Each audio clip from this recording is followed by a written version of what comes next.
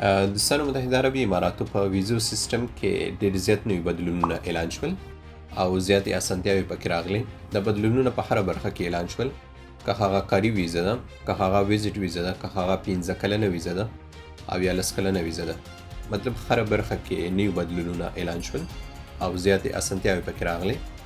د کوم بدلونونه چې اعلان شوي دي دا به د دې کال سپتمبر میاشتې څخه، مطلب د 9مې میاشتې څخه ایخوا شروع کیږي.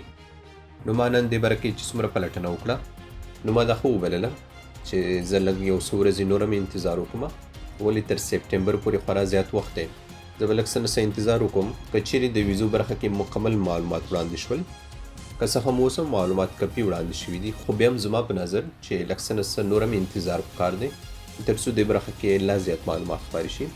او زه به انشاءالله تاسو ته هر یو نوي ویزې باره کې ځان ته ویډیو جوړوم، که هغه ویزټ ویزه ده، که هغه د وظیفې ویزه ده، که هغه 2 کلنه ده، که هغه 15 کلنه ده او که هغه 10 کلنه ده. نو د غواړو باندې به انشاءالله تاسو ته ځان ته یو ویډیو جوړوم. خو په الحال لږ تاسو صبر وکړئ، کافي وخت دی تر 9مې میاشتې پورې.